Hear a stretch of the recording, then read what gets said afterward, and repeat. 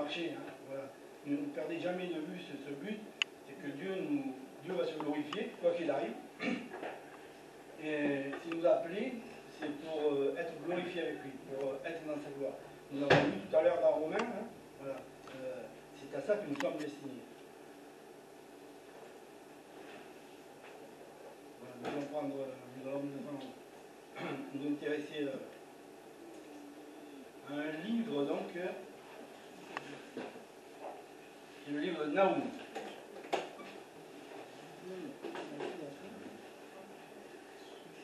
Voilà. C'est bien, voilà, parfait. Donc voilà. Donc nous allons nous intéresser maintenant au livre de Nahum. J'aimerais vous faire découvrir un peu ce livre. C'est vrai que c'est pas Nahum fait partie des petits prophètes. Alors les petits prophètes, ils sont 12, ils terminent l'Ancien Testament. Et donc vous prenez le dernier livre, Malachie, et puis vous revenez un petit peu en arrière et vous allez trouver Nahum. Il est au milieu des 12. Alors vous voyez, ceux qui ont le téléphone, ça va. Ils ne comprennent pas pourquoi on appelle ça les petits prophètes. Mais ceux qui ont une Bible, ils comprennent pourquoi on appelle ça les petits prophètes. C'est pas qu'ils sont petits par leur importance, hein, mais ils sont petits par la place qu'ils occupent dans la Bible. C'est quelques feuillets, mais c'est assez difficile à les trouver. Voilà. Donc c'est Jérôme, le traducteur de la Vulgate, qui les a nommés ainsi, les petits prophètes. Chez les Juifs, on dit les 12. Et c'est un seul livre qui termine donc l'Ancien Testament. Alors pour situer Nahum, c'est important pour situer la prophétie de Nahum, c'est important de connaître un peu d'histoire. Et donc, plutôt que de vous le dire, c'est difficile d'imaginer des dates comme ça, j'ai prévu un petit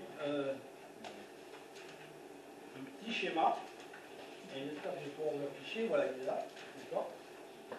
Voilà, alors le contexte historique de Nahum, c'est celui-ci. Hein. Donc l'histoire d'Israël, à partir de 1000, on ne va pas remonter avant. Ce qui nous intéresse, c'est la période où les petits prophètes ont prophétisé.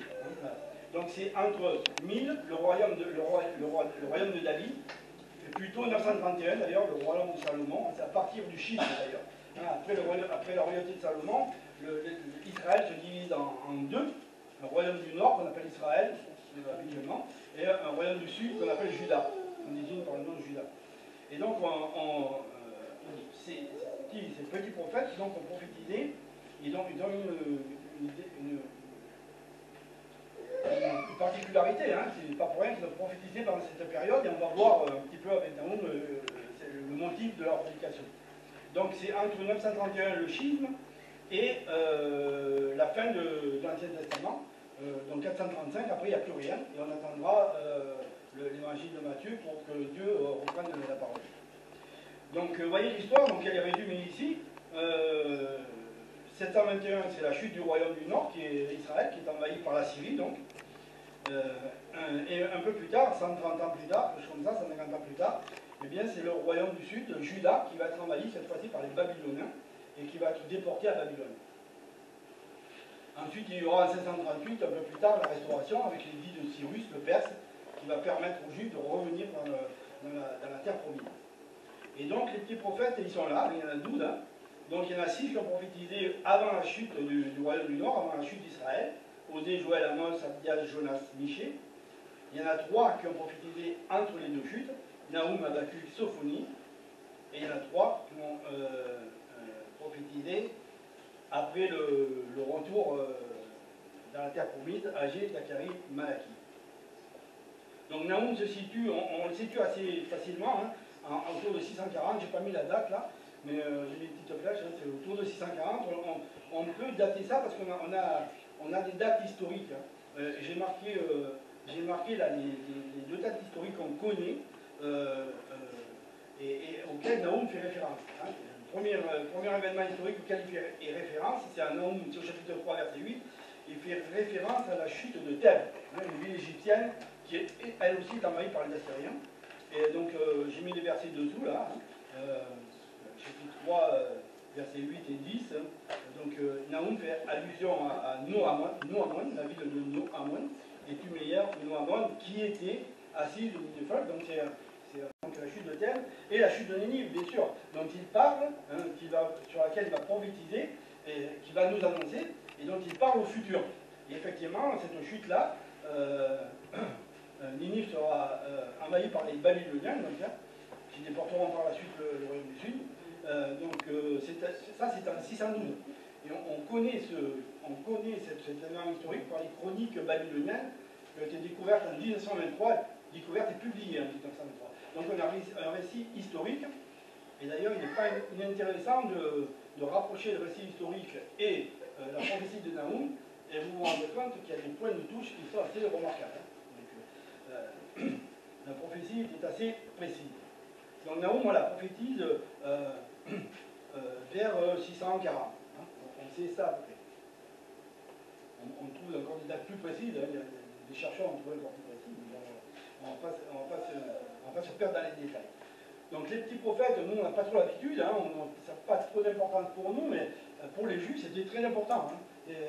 On retrouve dans la littérature juive des tas d'hommages à ces prophètes. Et effectivement, on voit, c'est pas étonnant, hein, parce qu'on voit qu'ils ont prophétisé dans une période assez compliquée pour Israël. Hein. Vous voyez ce qui se passe. Hein. Donc Israël est envahi par les Assyriens, puis Juda est déporté par les Babyloniens. Donc les sentences de Dieu tombent. Hein. Dieu est juste. Hein. Nous marchons avec le Seigneur, mais c'est pas pour ça que la faute reste impunie. Hein. On est bien d'accord. C'est pas pour ça que la faute reste impunie. Et c'est bien pour ça donc qu'il faut faire attention à notre chemin. Hein. Donc ils ont été relevés en fait. Hein. Le Seigneur a sanctionné leur désobéissance, hein, assez fortement d'ailleurs, hein, 2 déportations. Ça a été rasé, quoi, hein, le royaume d'Israël n'existait plus. Quoi, hein. Donc c'est assez terrible, mais la sanction a été terrible, mais c'est le peuple de Dieu. Et dans cette sanction, Dieu a toujours été présent, hein, pour les réconforter, pour maintenir l'espérance. Et on va voir un peu plus loin pourquoi d'ailleurs. Hein, on va voir un peu plus loin pourquoi. J'ai noté, est-ce que... Voilà. Pour vous montrer l'importance de ces petits prophètes chez les Juifs, j'ai relevé cette note-là que j'ai trouvée très poétique, qui est parlante, hein, c'est dans le Syriacide, c'est un livre de sagesse juive, mais en fait c'est un apocryphe pour les Juifs. C'est un livre qui aurait dû être dans le canon, mais qui n'a pas été retenu pour finir, hein. Donc c'est un apocryphe, donc c'est quand même un livre qui a son poids, hein, et que les Juifs lisent régulièrement. Et il y avait cette formule à propos des 12, là, je vous laisse lire, hein, mais je vais lire aussi. Quant aux os des 12 prophètes, qu'ils refleurissent de leur tombe, car ils ont encouragé Jacob et l'ont délivré par la fidélité de l'espérance. C'est beau, c'est magnifique, poétiquement c'est joli, mais c'est une réalité. Dieu a été fidèle dans cette période où Israël était malmené, hein, à l'intérieur, parce que les rois souvent n'appliquaient pas la parole de Dieu, s'écartaient de la parole de Dieu, à l'extérieur, parce que les sanctions tombaient, eh bien, Dieu n'a pas laissé son peuple sans soutien. Et c'est ces petits prophètes-là qui ont apporté ce soutien. Et ce sont des messages très courts, comme vous le voyez dans la Bible, mais très percutants, hein, très percutants, très vifs, et c'est pas désagréable à lire. Sauf que nous, on ne lit pas souvent parce qu'effectivement, on manque un peu de vision du contexte historique et de l'apport qui ont été. C'est plutôt une histoire juive. Hein. Mais ce que je vais essayer de vous montrer avec Naoum, c'est que ces prophéties qui s'adressaient directement aux Juifs, et bien sûr, on peut tirer notre miel de ça. Hein, et on va le voir, parce que Dieu prophétise, mais il prophétise pour demain, pour après-demain, et pour l'éternité. Et donc ça nous concerne. Celle-là, je vous la montre aussi. Donc j'ai fait un plan du texte, là, ça se divise en 3 parties. Hein. Voilà, donc chapitre 1, verset 2 à 8, on trouve un hymne à la puissance de Yahvé. Et puis verset 9 jusqu'au chapitre 2, verset 3. Donc là, on a une série de messages adressés à Juda et à Ninive. Et le chapitre 2, verset 4 jusqu'à la fin. Donc on a la vision, proprement dite, de la destruction de Ninive, de l'attaque de Ninive par les Babyloniens et de sa destruction. Et c'est là que c'est assez intéressant de comparer avec le récit historique des chroniques babyloniennes. On ne le fera pas, je vous rassure. Hein. Ouais.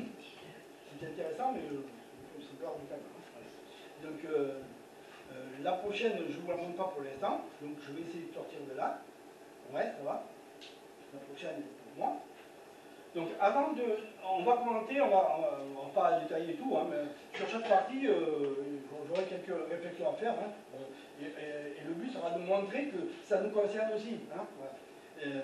Mais je voulais, avant d'aller plus loin, de commencer ça, vous parlez de prendre le verset 1 du chapitre 1. Hein. Je n'ai pas mis le chapitre, vous avez vu, ça partie commence au verset 2, mais il y a un verset 1, au chapitre 1, qui est très court, mais lequel on pourrait tirer, je pense, beaucoup d'enseignements. On va pas non plus développer tout ce matin, mais quand même, on va souligner quelque chose. Et le verset 1, au chapitre 1, donc c'est comme un titre, hein, ça dit « Oracle sur Ninive, livre de la prophétie de Naoum, d'Elkosh ».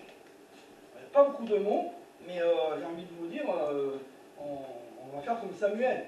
Hein, on ne va pas laisser tomber une parole de Dieu à terre. Hein. Donc on pourrait dire pas mal de choses là-dessus. On ne va pas le faire, on va juste faire 2 remarques. J'en avais pas pareil une, mais je vais en faire 2 quand même. Parce que ça me semble important de s'arrêter sur le première partie de la phrase, oracle sur Ninive. Alors, l'histoire des hommes nous raconte une histoire. Hein. Les hommes vous racontent l'histoire. Ils disent, voilà, c'est les hommes qui ont fait ceci, c'est les hommes qui ont fait cela. Et pour expliquer la chute de Ninive, par exemple, ils vont vous expliquer que la civilisation assyrienne a baissé, affaibli pour diverses raisons, techniques, morales, etc. Et puis que les Babyloniens sont devenus la puissance dominante dans la région pour la même histoire. Hein. Des avantages techniques ou moraux, etc. Et voilà ce que les hommes vous expliquent. Alors c'est peut-être vrai, hein, je ne dis pas. Ceci dit, ici il est marqué oracle sur Ninive. Et ça me fait penser que, on pourrait prendre d'autres exemples aussi, hein, ça me fait penser, on peut remarquer qu'en fait les hommes gesticulent beaucoup, mais que Dieu supervise tout ça. Hein. Dieu voit tout ça. Et il sait tout ça à l'avance. Il dit oracle sur Ninive, ça veut dire décret sur Ninive. Hein. Voilà ce qui va se passer pour Ninive. Et ça, c'est 50 ans avant que ça se passe. Donc, on voit ça aussi partout dans la Bible. Hein. Dieu est maître de l'histoire. Et ça devrait nous rassurer, nous chrétiens, parce que, surtout chrétiens du XXe siècle, parce que je ne sais pas si vous avez remarqué, mais on est bombardé d'informations. Hein. Twitter, Facebook, les chaînes en continu, ça n'arrête pas. Et à certains moments, on a l'impression qu'on perd un peu le sens. On voit les événements s'enchaîner comme ça. Sans cohérence, certains n'y voient pas de cohérence, ils s'inquiètent, ils ont peur, et d'autres ils voient une cohérence, et ils s'inquiètent aussi, hein, parce que quand on voit une cohérence dans ce qui se passe, on peut s'inquiéter aussi. Donc tout ça c'est inquiétant, mais la pensée qui doit nous rassurer, c'est que tout ça n'échappe pas à Dieu. Et nous sommes ses enfants. Et quand les événements vont arriver, Dieu le sait, et il sait que nous sommes ses enfants. Et il peut nous en protéger, il peut nous en garder si cela lui semble bon. Il nous en gardera de toute façon. Ça, c'est une pensée importante, je crois, à avoir au milieu du flot d'informations, toutes plus absurdes les unes que les autres que nous recevons à notre époque en ce moment. Le deuxième terme de la phrase, c'est livre de la prophétie de Naoum, d'Elkosh. Alors, Elkosh, c'est tout ce qu'on sait de Naoum, c'est probablement sa ville de naissance. Hein. On ne sait pas exactement où c'est, on ne l'a pas encore situé. C'est un peu, il y a 3-4 possibilités, hein. Donc peut-être ça viendra un jour, mais je ne pense pas que ça soit très important. Parce que si vous preniez Naoum, vous savez que quand je choisis un livre, je pensais à ça, quand je choisis un livre sur un sujet, je retourne derrière le livre, là, comme ça, et je lis la dernière page, la couverture, là, et je cherche qui c'est l'auteur. Hein. Parce que qui c'est l'auteur, qu'est-ce qu'il a fait, quelles sont ses références, etc. Je veux savoir si l'auteur est crédible sur le sujet qu'il aborde. Eh bien, si vous faites ça pour Naoum, vous allez être bien déçu, hein, parce que il n'est pas connu historiquement, il est inconnu historiquement, et il est inconnu bibliquement même, hein, on ne le retrouve pas ailleurs. Donc voilà le Naoum, on connaît de nulle part, et pourtant, il est prophète de l'Éternel. Il va nous apporter une prophétie de la part de l'Éternel. Alors je me suis dit, mais pourquoi Naoum? Hein, pourquoi Naoum? Je vais posé cette question, je ne sais pas si ça vous intéresse. Il y a 2 pistes, hein. C'est soit le nom, Naoum veut dire le consoler ou l'apaiser, et effectivement vous allez voir que la prophétie était là pour apaiser Israël, pour le consoler, hein, pour lui redonner un peu de morale. Hein. Donc c'est peut-être le nom, effectivement, hein. En hébreu, non, si ça va, en hébreu, tous les... Vous ne la voyez pas? Non, mais c'est parce que vous n'avez pas la voir. En hébreu, tous les noms ont une signification, hein, et Naou, ça veut dire le consoler. Donc c'est bien le but de la prophétie. Donc peut-être c'est une piste. La deuxième que je préfère, qui est un peu plus solide, me semble-t-il, c'est qu'en fait on va s'apercevoir que Naoum, quand on va regarder la première partie, hein, le poème, là où le chant qu'il adresse à Dieu, ce chant de louange à la puissance de Dieu, eh bien on va s'apercevoir que Naoum connaissait Dieu. Mais il ne le connaissait pas comme ça, hein, de façon livresque. A priori, il le connaissait de cœur. Hein, il le connaissait de cœur. C'est un homme certainement qui avait donné son cœur à Dieu, qui avait une proximité avec lui, une intimité même avec lui, parce qu'il nous donne des caractéristiques, vous allez le voir, plusieurs caractéristiques très précises, hein, et qu'on ne peut pas nier, nous qui connaissons Jésus-Christ. Donc voilà, donc c'était un homme qui connaissait Dieu de cœur, certainement. Et il avait compris ce verset qu'on trouve dans Proverbe, qui dit, qui est remarquable, cet appel de Dieu dans Proverbe 23, mon fils, donne-moi ton cœur et que tes yeux se plaisent dans mes mains. Voilà, c'est certainement, Naoum avait fait cette démarche, n'est-ce pas? Il avait donné son cœur à Dieu et suivait de près le chemin de Dieu. Et c'est certainement ce qui l'a amené, ce qui a amené Dieu à lui confier cette prophétie qui, en son temps, a fait un effet assez spectaculaire certainement sur Israël.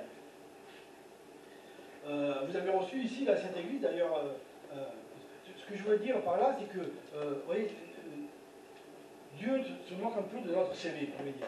Dieu se moque un peu de notre CV. Non, il n'avait pas de CV, il rien du tout, on ne sait pas qui c'est, et il devient prophète de l'Éternel. Pourquoi? Parce que son cœur est donné à Dieu. Voilà. Et votre CV, notre CV, Dieu n'a pas grand-chose à faire. Des fois, on en est fiers. Il y en a un dans les actes, hein, dans la parole, qui pouvait être fier de son CV. C'est l'apôtre Paul. Hein, vous vous rappelez? Il le dit lui-même. Hébreu et d'Hébreu, quant à la loi pharisienne, quant aux zèles, persécuteurs de l'Église, instruit au pied de Gamaliel. Il y avait le CV, long comme le bras. Hein. Voilà. Eh bien, il dit tout ça, il n'en a rien à faire. Même aux Philippiens, j'ai noté ce qu'il dit aux Philippiens, au chapitre 3, verset 8, et même je regarde toutes choses comme une perte à cause de l'excellence de la connaissance de Jésus-Christ mon Seigneur, pour lequel je renonçais à tout, et je les regarde comme de la boue afin de gagner Christ. Tout ça, c'est un poids pour gagner Christ. Dieu n'a rien à faire de tout ça. Hein. Alors ça ne veut pas dire que ça ne va pas revenir. Ça ne veut pas dire que ça va être rayé, hein, c'est vous. Donc ça va revenir certainement. Mais au départ, tout ça, Dieu, il faut être conscient qu'il n'en a rien à faire. Hein. Ce n'est pas avec ça qu'il va faire quelque chose avec vous, avec nous, c'est avec notre cœur. Notre cœur brûle-t-il pour lui, notre cœur est-il donné à lui, et à ce moment-là, je pense que ça va être un critère important pour entrer dans le service du Seigneur. Celle-là, vous ne la voyez pas, tant mieux, mais je vous la montrer. Donc on va attaquer la première partie, et juste, bon, c'est quelques remarques que je fais, hein, pas tout, bien sûr, on va se tenir au temps donné. Hein. Et la première partie, la voici. On va la lire ensemble. Voilà, c'est le chapitre 1, du verset 2 donc, au verset 8. Et voilà, Naoum commence justement par un hymne à la grandeur de Dieu, à la puissance de Dieu. Hein, ce qui m'a fait dire tout à l'heure qu'effectivement, voilà, il portait Dieu dans son cœur. Hein. Donc, il va donner une prophétie très importante, une prophétie sur Ninive, dont la déduction est prévue 50 ans après. C'est quand même remarquable. Mais lui, il commence par un hymne à la puissance de Dieu qui sort de son cœur. Alors, on va lire ensemble. Je lis. Naoum, chapitre 1, verset 2. L'Éternel est un Dieu jaloux, il se venge. L'Éternel se venge, il est plein de fureur. L'Éternel se venge de ses adversaires, il garde rancune à ses ennemis. L'Éternel est lent à la colère, il est grand par sa force, il ne laisse pas impunie la faute ou le péché. L'Éternel marche dans la tempête, dans le tourbillon, les nuées sont la poussière de ses pieds, il menace la mer et la dessèche, il fait tarir tous les fleuves. Le Basan et le Carmel languissent, la fleur du Liban se flétrit, les montagnes s'ébranlent devant lui et les collines se fondent. La terre se soulève devant sa face, le monde et tous ses habitants. Qui résistera devant sa fureur? Qui tiendra contre son ardente colère? Sa fureur se répand comme le feu et les rochers se brisent devant lui. L'Éternel est bon, il est un refuge au jour de la détresse. Il connaît ceux qui se confient en lui. mais avec des flots qui déborderont, il détruira la ville, et il poursuivra ses ennemis jusque dans les ténèbres.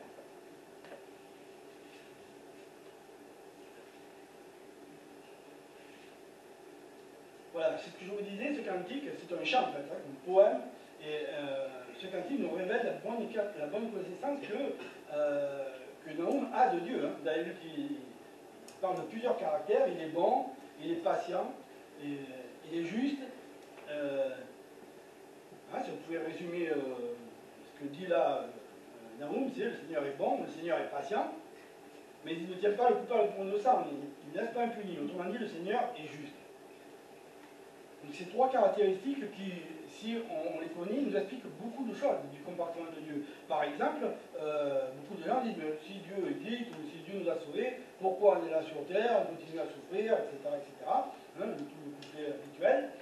Eh bien, si vous connaissez la Bible, et si vous connaissez le caractère de Dieu, Pierre vous explique que c'est la patience de Dieu qui s'exerce.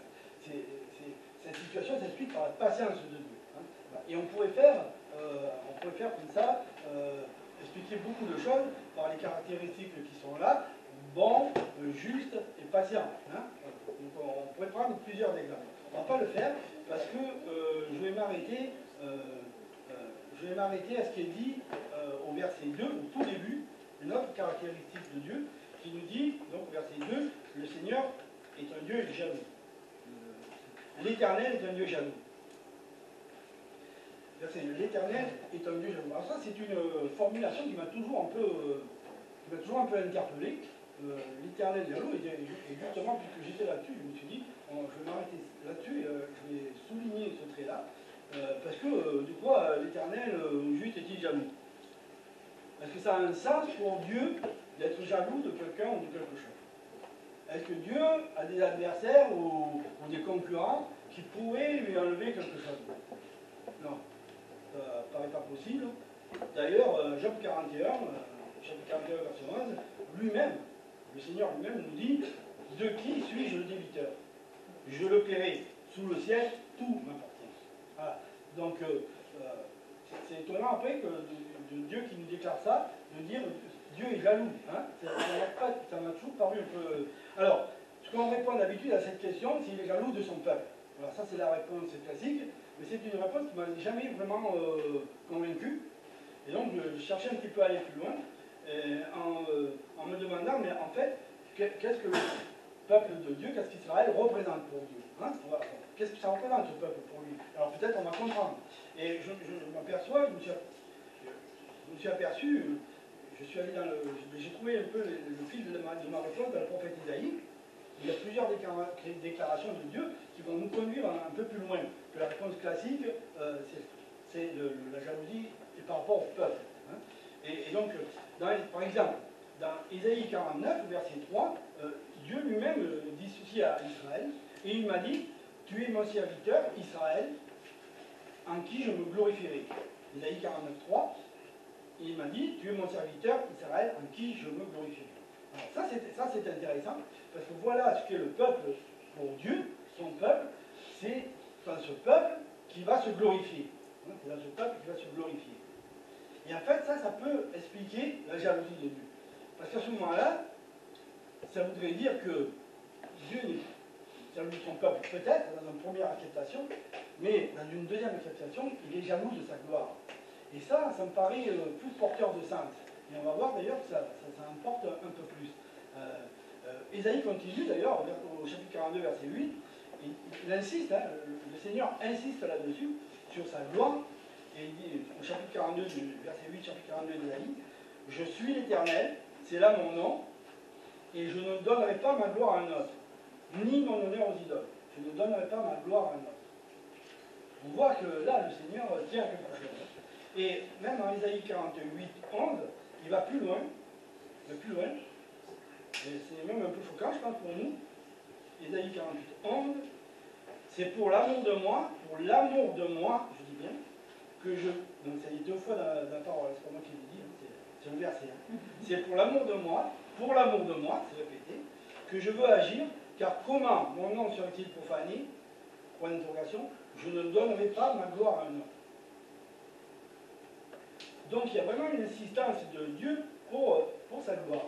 Et dans ce deuxième verset, on lit bien pour l'amour de moi.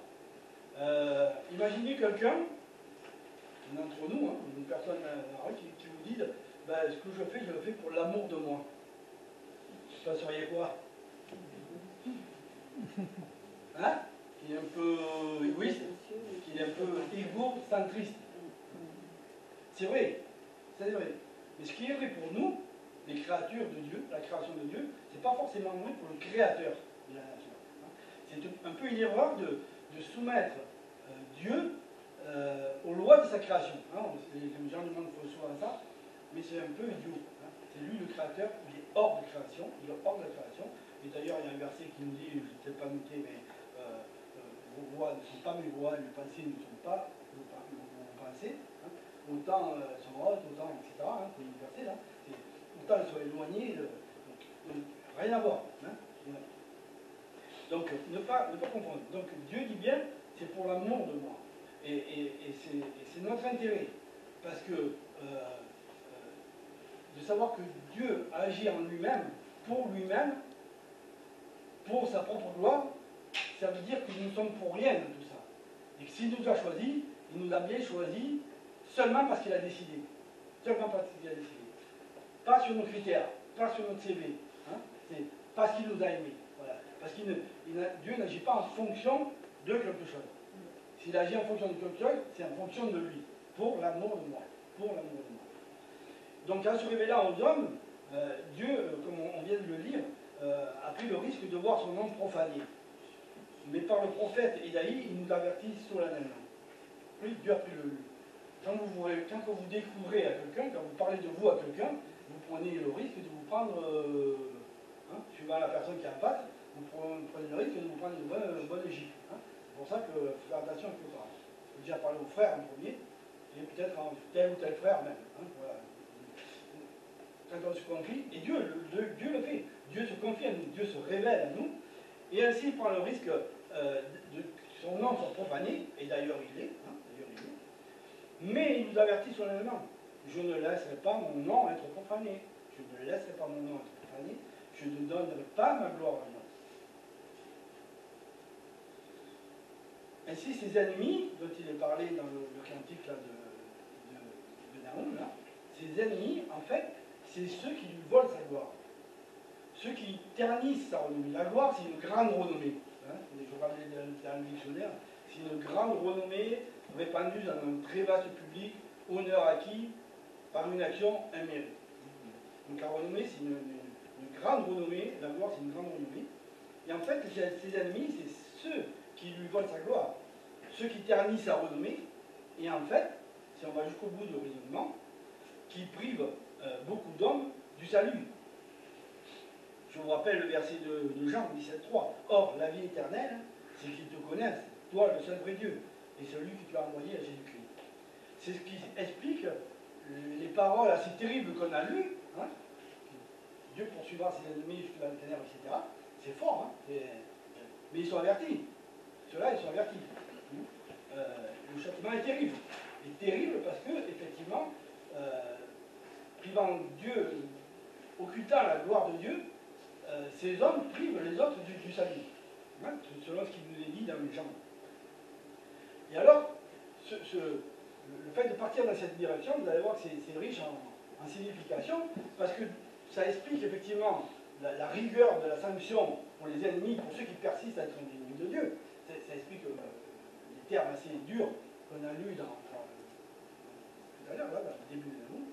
Mais ça explique aussi la mansuétude qu'il a pour son peuple, pour nous. Parce que pourquoi Dieu nous ferait plus grâce à nous qu'à d'autres? Vous avez un mérite à avancer? Vous avez un mérite à avancer?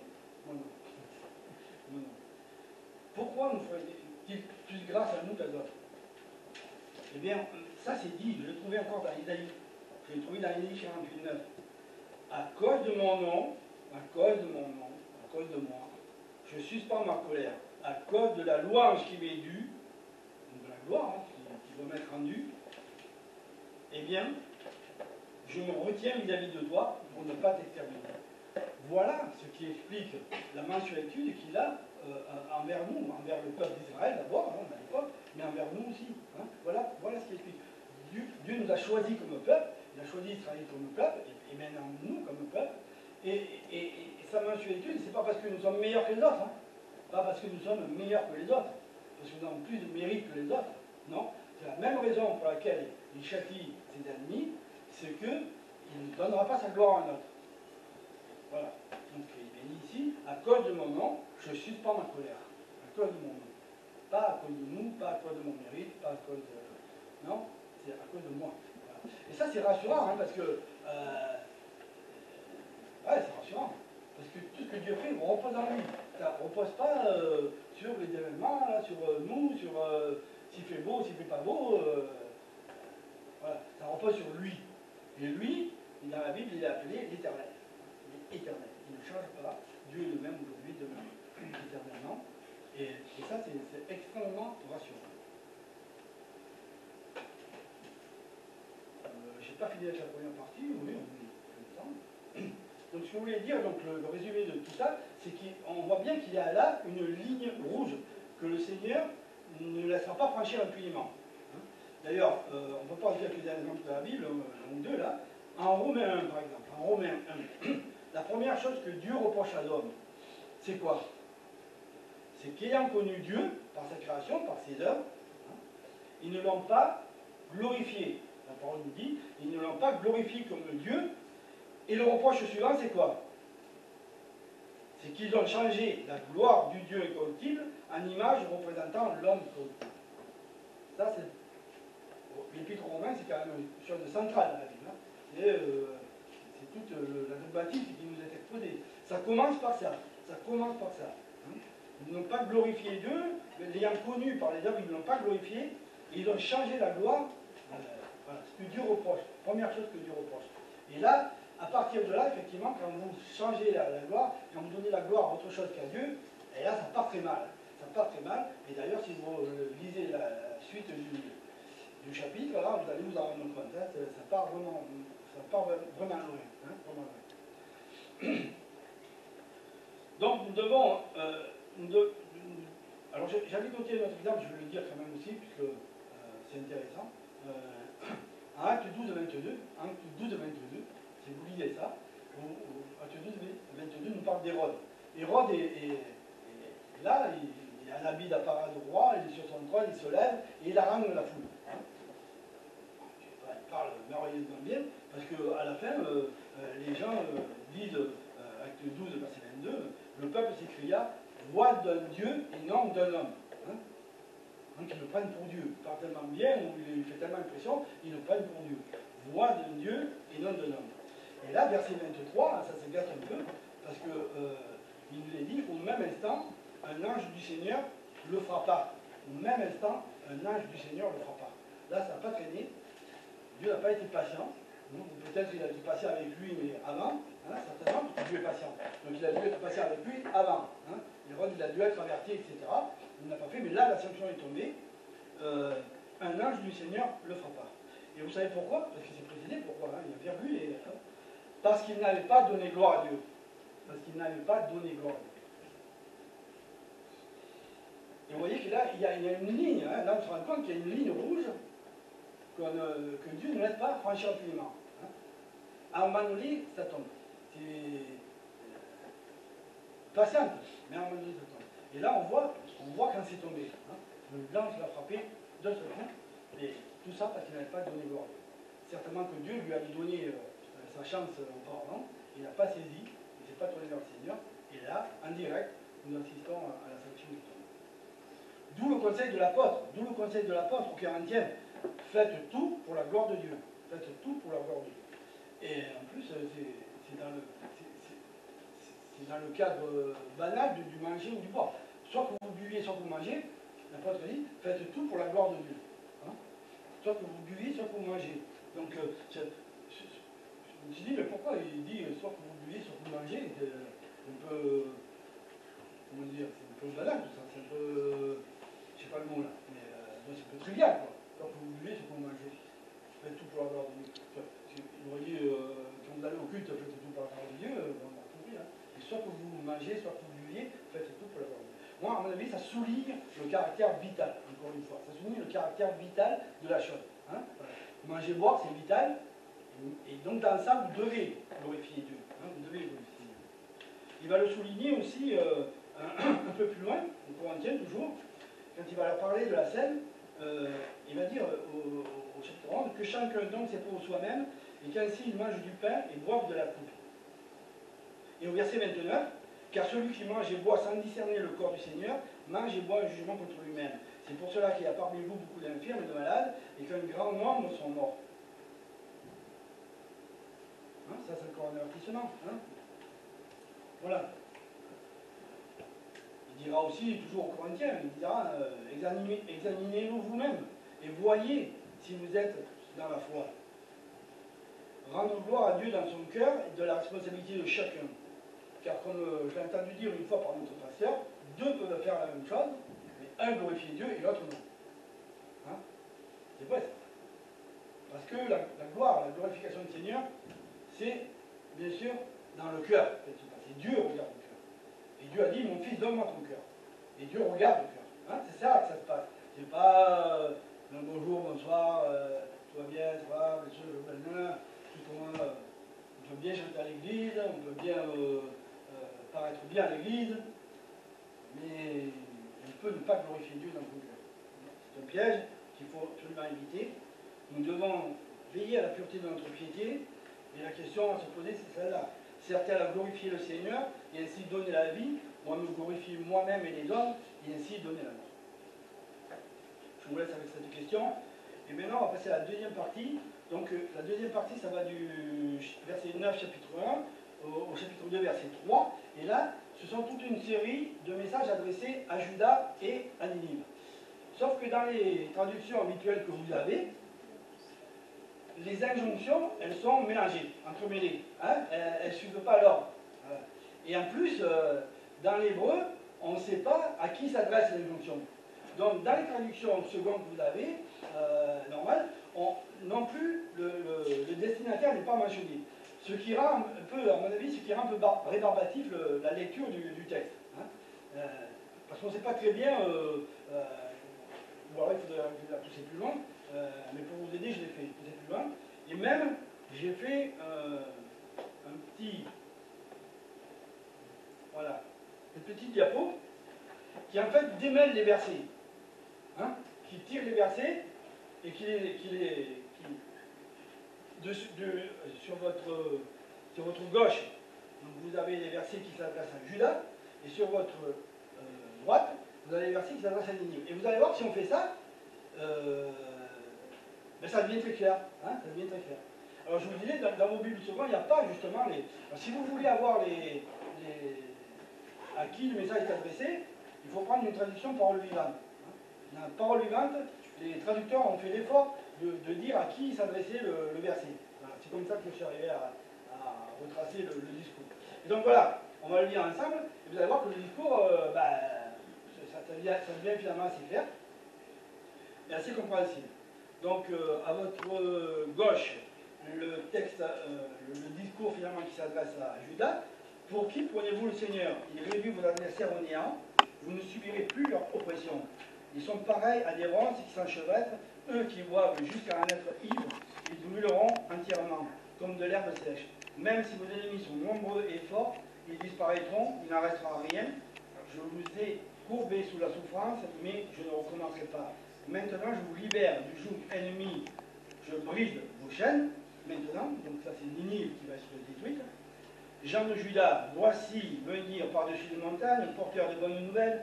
Il annonce la paix, célébrez vos fêtes religieuses, apportez à Dieu ce que vous lui avez promis. L'homme diabolique n'envahira plus votre pays, son pouvoir a été anéanti. Voici que le Seigneur restaure la grandeur, la gloire, l'orgueil, dans certaines traductions, des descendants de Jacob, tout comme celle d'Israël, vignes que les pillards avaient ravagées et saccagées. Alors, la première partie, on comprend, hein, donc Ninive va être détruite, mais la deuxième partie, à mon avis, ils ont dû avoir un hic, les Israélites. Parce que vous savez que quelques années plus tard, hein, Juda, à qui s'adresse ce texte, va être déporté. Donc, quant à la restauration, c'est pas vraiment une restauration, hein, c'est une déportation. Mais est-ce que ça veut dire que la parole de Dieu est fausse? Non, pas du tout. Hein. Ça veut dire que la prophétie va se réaliser après. Hein. Elle va commencer à se réaliser avec le Perse, Cyrus, qui va ramener les Israélites dans le monde, mais on va voir qu'elle va se réaliser complètement, finalement, avec la nouvelle Jérusalem. Hein, voilà. Donc il y a une portée immense, hein, les prophéties de Dieu, c'est pas des prophéties petites semaines, hein, voilà. Ça projette jusque dans l'éternité. C'est magnifique, hein, magnifique. Quel autre livre peut faire ça? Vous avez lu des livres. Quel autre livre peut faire ça? Quel autre livre a cette portée prophétique, cette portée infinie?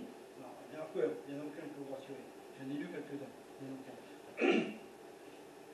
Et le texte adressé à Ninive, voilà ce que ça donne. De toi, Ninive, est sorti un homme au projet diabolique qui complote contre le Seigneur, contre vous, habitants de Ninive. Le Seigneur décide ceci: vous n'aurez plus de descendants qui porteront votre nom. Dans le temple de vos dieux, j'abattrai vos idoles de bois et de métal. Je prépare votre tombeau, car à mes yeux, vous ne valez plus rien. On monte à l'assaut contre toi, Ninive. Soldats, gardez les fortifications, surveillez les routes, préparez-vous au combat, rassemblez toutes vos forces. Ça, c'est un petit peu ironique. Hein. Le dernier passage, là, est un petit peu ironique. Hein. Préparez vos forces, etc. Mais si Dieu a décrété que vous allez périr, hein, on peut se dire que c'est pas trop la peine de préparer les forces. Mais je pense que c'est un peu ironique de la part de Dieu. Un peu d'humour. Et voilà, c'est la destruction de Ninive qui l'aurait dit ici clairement. Et le chapitre 3, derrière, va décrire cette destruction hein, que Nahum va voir. Je pense que c'est assez clair. Donc ce que je souligne, bien sûr, c'est cette prophétie du verset 2 à partir qui est adressée à Judas, à partir du chapitre 2, verset 1. Hein, Jean de Judas, voici venir par-dessus les montagnes, un porteur de bonnes nouvelles. Ben ça, on va reparler, hein. Mais c'est beaucoup plus compréhensible pour nous qui vivons après Jésus-Christ. Hein. Le porteur de bonnes nouvelles, on sait qui c'est. Hein. Mais on va en reparler, si j'arrive à récupérer le diapo. Alors cette prophétie, ce texte-là a sûrement renouvelé l'espérance d'Israël, hein, c'est sûr. D'un côté, il est prévu la destruction de Ninive, la prophétie qui dit que Israël va être restauré, il y a une promesse de restauration, et de l'autre côté, ben, il y a la destruction de Ninive qui est annoncée clairement et qui va être détruite, et qui le sera une quarantaine d'années plus tard. Donc effectivement, ça a été un grand regain. Et comme je le disais, peut-être aussi par la suite une déception, parce que la restauration promise vers la fin du discours, en fait c'est une déportation qu'on a eue en premier. Hein. Le jugement a continué à s'appliquer. La prophétie est partie après, mais là c'était la sanction qui était en cours, et le royaume de Juda va être déporté par Babylone. Hein. Donc c'est vrai que ça a dû leur poser des questions, ça le pose certainement moins pour nous, hein, qui avons une vision après chrétienne de la chose. Voilà, parce que la pleine valeur de cette prophétie, en fait, elle va pour nous qui connaissons le porteur de bonnes nouvelles, à savoir Jésus-Christ, hein, qui n'a pas seulement vaincu l'homme diabolique, mais le diable lui-même. Jésus-Christ a véritablement anéanti le pouvoir du diable, et dans le règne millénaire de Christ sur la terre, cette parole concernant Judas, qu'on vient de lire, célébrez vos fêtes religieuses, apportez à Dieu ce que vous lui avez promis, pourra être bel et bien accompli. Zacharie, d'ailleurs, un des petits prophètes nous en parle, dans Zacharie chapitre 8, il est dit: ainsi par l'Éternel des armées, voici je délivre mon peuple du pays de l'Orient et du pays du soleil couchant, je les ramènerai et ils habiteront au milieu de Jérusalem, ils seront mon peuple et je serai leur Dieu avec vérité et droiture. Ça, c'est des Christ qui va arriver pendant le millénium, ce qu'on appelle le millénium, pendant le règne millénaire de Christ sur la terre. À ce moment-là, c'est plus de souffrance pour le reste d'Israël, qui pourra sans entrave d'aucune sorte, on lit ça dans l'Apocalypse, hein, qui pourra sans entrave d'aucune sorte adorer son Dieu et lui apporter la louange en toute liberté. Ce jour-là, Dieu aura fait éclater sa gloire en faisant tomber d'ailleurs Babylone la Grande, hein, on va lire le passage tout à l'heure, et Babylone la Grande, on peut se dire que c'est le pendant de la Ninive de Nahum, hein. C'est ces deux entités très violentes et très cruelles, n'est-ce pas, que Dieu a fait tomber pour Ninive en 682, et qui, pour Babylone la Grande, qui pourra tomber bientôt. Quant à nous, Nouvelle Israël, nous expérimenterons tout ça, peut-être pas dans la règne millénaire du Christ, mais dans la Nouvelle Jérusalem. Et de cette Nouvelle Jérusalem, il nous est dit, dans l'Apocalypse 21, la ville n'a besoin ni de soleil ni de la lune pour l'éclairer, car la gloire de Dieu l'illumine et l'agneau est sa lame. Hein. La gloire de Dieu l'illumine. Voilà ce que nous vivons, ce que nous attendons, et ce que la prophétie nous dit, que nous aurons.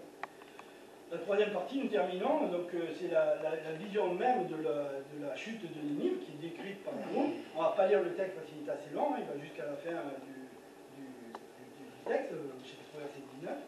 Et donc on ne va pas lire tout ça, hein, je vous laisserai le lire.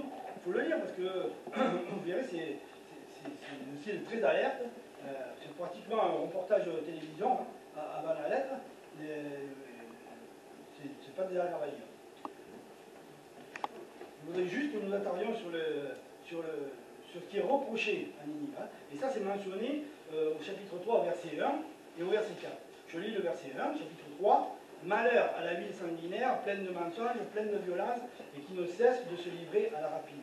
Et au verset 4, c'est à cause des nombreuses prostitutions de la prostituée, pleine d'attraits, habile enchanteresse, qui vendait les nations par ses prostitutions et les peuples par ses enchantements. Et là, comme je vous le disais tout à l'heure, nous qui vivons après le Christ, qui avons sous les yeux le texte d'Apocalypse, on peut, je ne sais pas si c'est facilement ou pas, en tout cas on peut reconnaître dans ce qui est dit ici, ce qui est reproché à la Babylone, hein, de la fin des temps. La Babylone, ça ne sera pas vraiment une ville, ça sera un système en fait, hein, un système apparenté à la ville, et donc un système assez cruel, assez oppressant. Et on va lire d'ailleurs ce qui est dit au chapitre 17 et 18 d'Apocalypse. Ça, je vais vous le montrer. Voilà. Donc on lit, chapitre 17 d'Apocalypse, verset 1. Alors l'un des 7 anges qui tenait les 7 coupes va me dire, viens et je te montrerai la condamnation qui va frapper la grande prostituée, la grande ville bâtie au bord de nombreuses rivières. Les rois de la terre se sont livrés à l'immoralité avec elle, et les habitants de la terre se sont enivrés du vin de son immoralité. L'esprit se saisit de moi, et l'ange me transporta dans un désert. Je vis là une femme assise sur une bête rouge écarlate, qui était couverte de noms insultants pour Dieu. Dans la traduction, c'est blasphème. En fait, j'ai pris ici, j'ai reporté ici la traduction de Parole du Ban. Hein. Ça, c'est un peu plus, les périphrases sont un peu plus développées. Cette bête avait 7 têtes et 10 cornes. La femme portait de luxueux vêtements rouges écarlates et elle était chargée de bijoux d'or, de pierres précieuses et de perles. Elle tenait à la main une coupe d'or pleine des abominables impuretés dues à son immoralité. Sur son front était écrit un nom au sens secret, la grande Babylone, la mère des prostituées et de l'abomination du monde. Je vis que cette femme était ivre du sang du peuple de Dieu, du sang de ceux qui ont été mis à mort à cause de leur fidélité à Jésus. Et le verset 18, chapitre 18, verset 1. Après cela, je vis une autre ange descendre du ciel. Il avait un grand pouvoir, et sa splendeur illumina la terre entière. Il cria avec force, elle est tombée, la grande Babylone. Maintenant, c'est un lieu habité par des démons, un refuge pour toutes sortes d'esprits mauvais. C'est là que vivent toutes sortes d'oiseaux et d'animaux impurs et répugnants. Toutes les nations ont bu le vin de sa furieuse immoralité. Les rois de la terre se sont livrés à l'immoralité avec elle, et les marchands de la terre se sont enrichis de son luxe démesuré.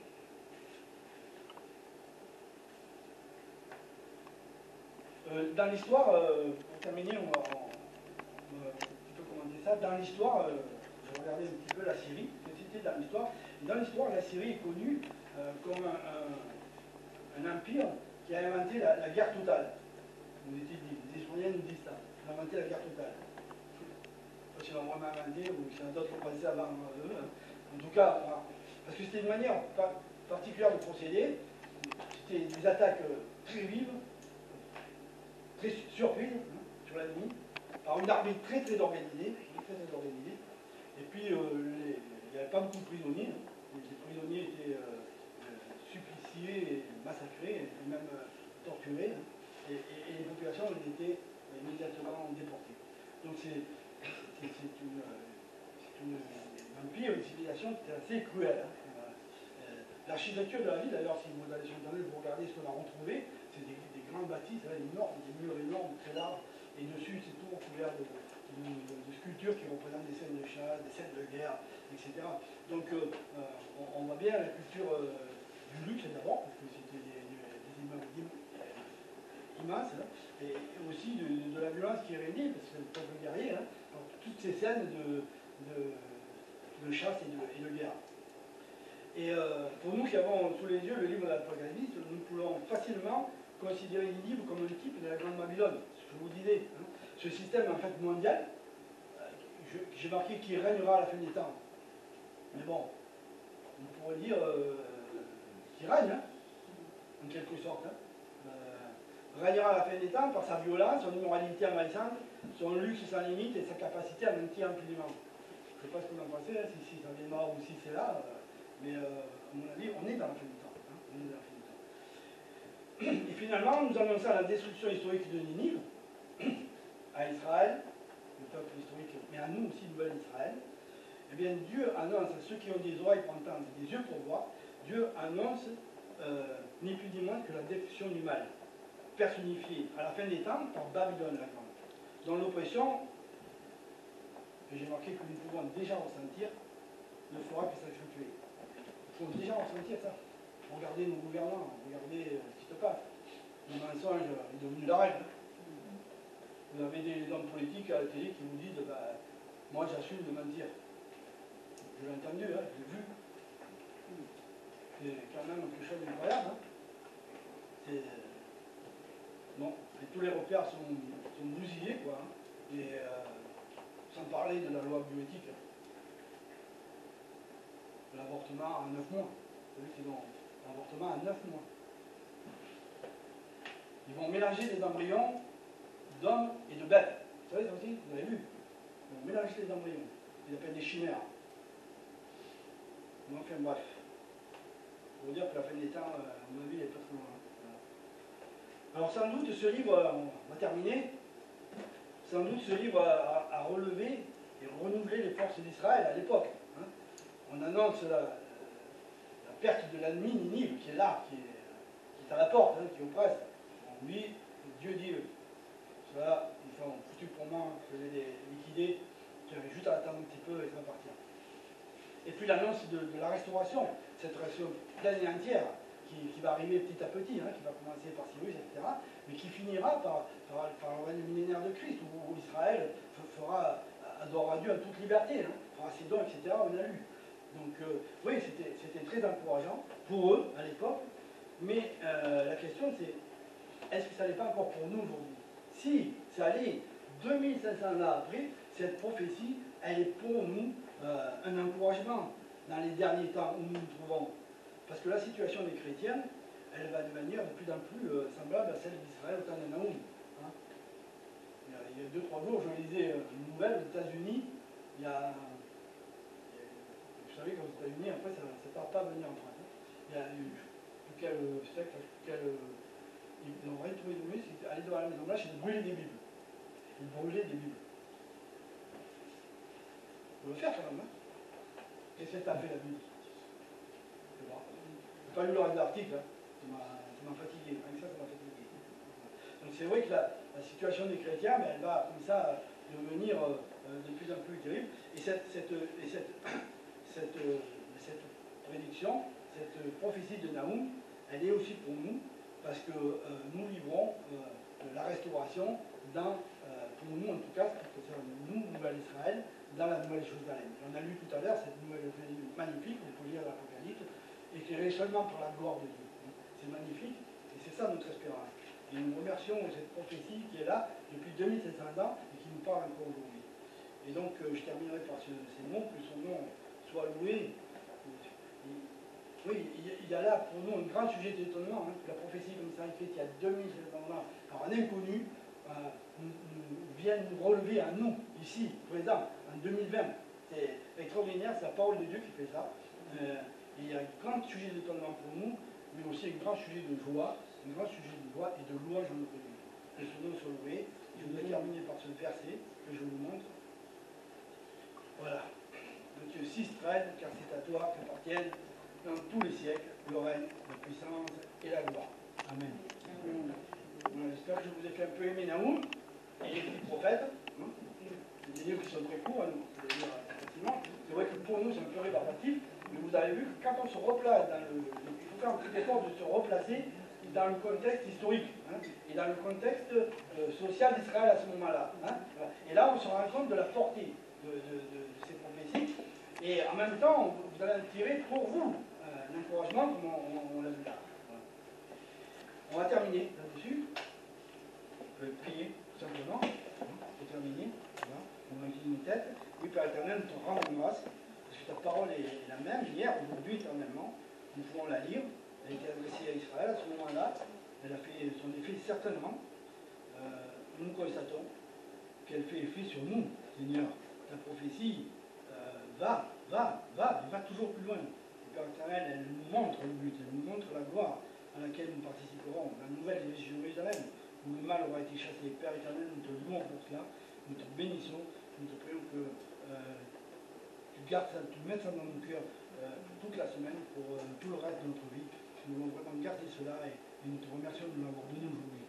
Nous prions au nom de Jésus que ta gloire soit visible, Seigneur, en nous, en l'Église. Nous te le demandons au nom puissant de Jésus-Christ. Amen. Amen. Juste quelques annonces. Donc,